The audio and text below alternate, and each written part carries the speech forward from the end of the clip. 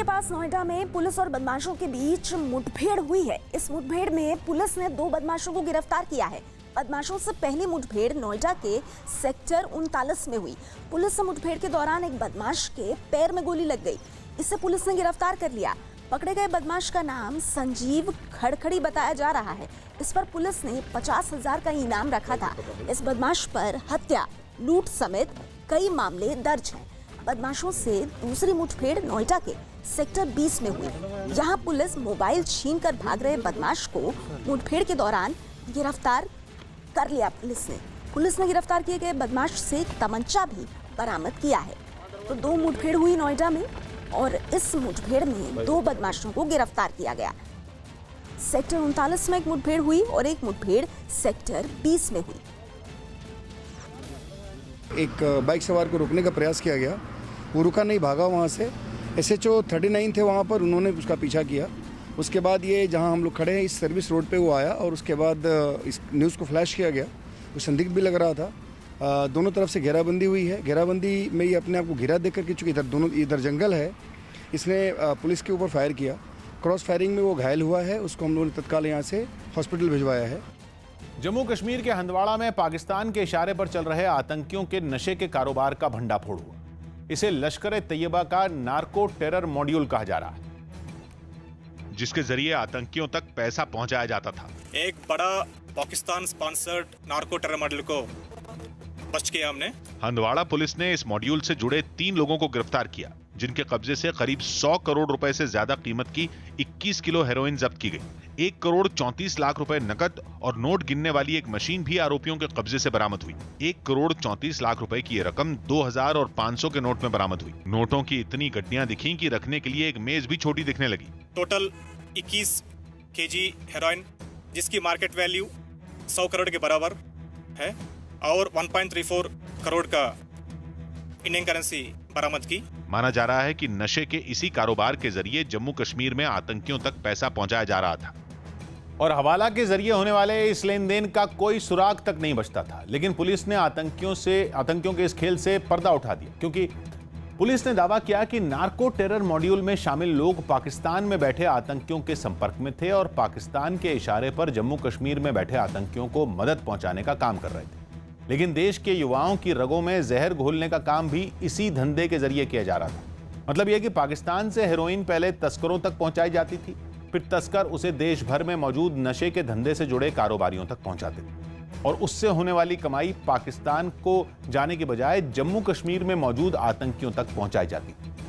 अब तक नशे का कारोबार करने वालों और आतंकियों के बीच कोई सीधा कनेक्शन नहीं मिला था, लेकिन यह पहली बार है जब जम्मू कश्मीर में आतंकियों और तस्करों के बीच सीधा रिश्ता मिला हो। इसीलिए जम्मू कश्मीर पुलिस के इस ऑपरेशन को आतंकियों के खिलाफ बड़ी कामयाबी माना जा रहा है। ये सारे गिरफ्तार किए गए लोग सारे पाकिस्तान हैंडलर्स के साथ संपर्क में थे। जम्मू एंड कश्मीर में लश्कर-ए-तैयबा का आतंकवादियों की आर्थिक मदद के लिए ड्रग्स की धंधा में शामिल थे ये लोग सारे। यूपी के रामपुर में पुलिस की गो तस्करों से मुठभेड़ हुई है। मुठभेड़ में पुलिस ने 3 गो तस्करों को गिरफ्तार किया है। मुठभेड़ के दौरान एक बदमाश के पैर में गोली भी लगी है। पुलिस ने गो तस्करों की गाड़ी से एक बैल को भी बरामद किया है। पुलिस को जानकारी मिली थी कि कुछ लोग एक गाड़ी में कुछ जानवरों को लेकर जा रहे थे। इसके बाद पुलिस ने घेराबंदी कर गाड़ी को रोकने की कोशिश की। आरोप है कि तभी गाड़ी में बैठे गो तस्करों ने पुलिस पर फायरिंग कर दी। इसके बाद पुलिस ने भी जवाबी कार्रवाई की और 3 लोगों को गिरफ्तार कर लिया। मुठभेड़ में एक पुलिसकर्मी भी घायल हुआ है। तो उन्होंने गाड़ी, आप देख सकते हैं, पेड़ में टक्कर मारी और जब पुलिस ने इनको ललकारा तो उन्होंने पुलिस पर फायर किया। जवाबी फायर में एक बदमाश को गोली लगी। उसका नाम शेर जामा है, जिसे हॉस्पिटल में शिफ्ट कर दिया गया। साथ में उसके 2 साथी थे जो मौके से भागे। पुलिस ने चेस करके, कॉम्बिंग करके उन्हें भी अरेस्ट कर लिया है। राजस्थान की 3 सीटों पर होने वाले राज्यसभा चुनाव से पहले जयपुर में बैठकों का दौर तेज हो गया। कांग्रेस को आशंका है कि बीजेपी विधायकों की खरीद फरोख्त की कोशिश कर सकती है। खबर है कि कांग्रेस इतनी परेशान है कि खुद सोनिया गांधी ने दखल दिया और जयपुर में कांग्रेस नेताओं की बैठकों का दौर शुरू हो गया, जिसमें शामिल होने के लिए डिप्टी सीएम सचिन पायलट का काफिला होटल पहुंचा। बैठक से पहले सचिन पायलट ने दावा किया कि कांग्रेस राजस्थान में राज्यसभा की 2 सीटें जीतेगी। हमारे खुद के दम पर पर्याप्त बहुमत है, पर हमारे पास जो निर्दलीय विधायक है वो समर्थन में है, घटक दल हमारे साथ हैं। दूर दूर तक भाजपा के दूसरे उम्मीदवार की जीतने की गुंजाइश नहीं है। सचिन पायलट ने भले ही जीत का दावा किया हो, लेकिन मुख्यमंत्री अशोक गहलोत ने खुलकर आरोप लगाया कि बीजेपी विधायकों को खरीदने की कोशिश कर रही है। कैश स्टाम्प पे हो रहे हैं जयपुर के अंदर, कौन बेच रहा है? एडवांस बात हो रही है, आप जिसके बाद बीजेपी ने मुख्यमंत्री को चुनौती दी कि वो उस पर लगाए गए आरोपों को साबित करें। इस आरोप से जनता के बीच में भ्रम फैलाना और दूसरी अपनी जो असुरक्षा है उस असुरक्षा को फ्रस्ट्रेशन के रूप में इस तरीके से प्रकट करना, कोई प्रमाण है तो मुख्यमंत्री बताएं। इस बीच खबर आई कि जयपुर के होटल में होने वाली कांग्रेस की दूसरी बैठक का समय बदलकर रात 10 बजे कर दिया गया।